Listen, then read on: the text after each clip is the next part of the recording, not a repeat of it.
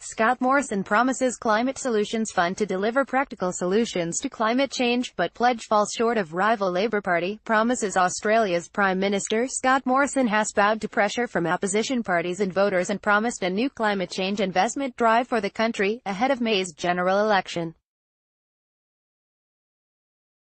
Morrison has pledged to launch a climate solutions fund that over the next decade would release us $2 billion, $1.14 billion, to fund small and medium-sized projects to cut greenhouse gas emissions, such as tree planting programs and initiatives to restore degraded land. The idea is essentially an extension of predecessor Tony Abbott's Emissions Reduction Fund introduced in 2014, and signals a significant policy pivot on climate issues from Morrison.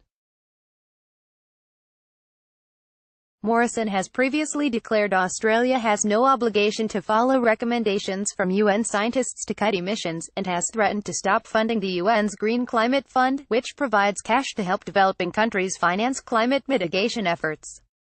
But facing a general election in May, pressure on Morrison to take climate change more seriously is mounting. Australia has suffered one of the hottest, driest summers on record. Its coral reefs are dying as ocean temperatures rise, and thousands of school children are striking to demand more action. Alongside the $2 billion pledged under the Climate Solutions Fund, a further $1.5 billion would be made available for other carbon mitigation efforts, including renewable energy and electric vehicle programs.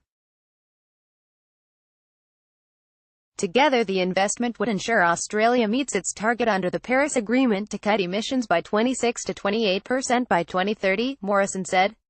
Tackling climate change requires practical policies, Morrison wrote on Twitter. We will continue to play our part, but will do so without taking a sledgehammer to our economy.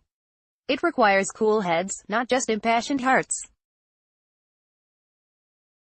Today I announced our government's Climate Solutions Package.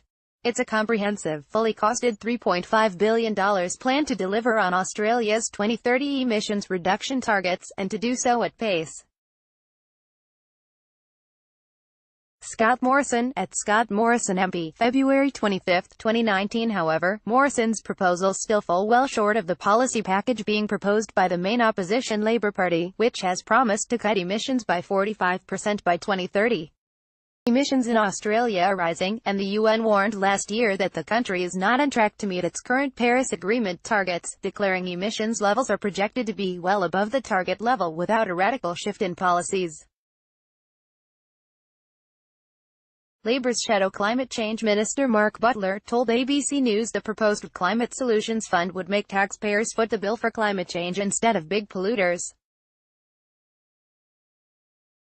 This is a failed policy, he said.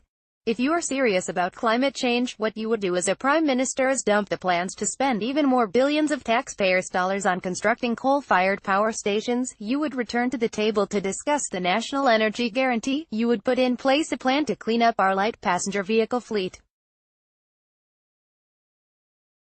The Climate Solutions Fund, has been the only policy our government has had for the last 5 years, and it's seen carbon pollution rise year upon year. You've seen the track record on this, why would you repeat it into the future?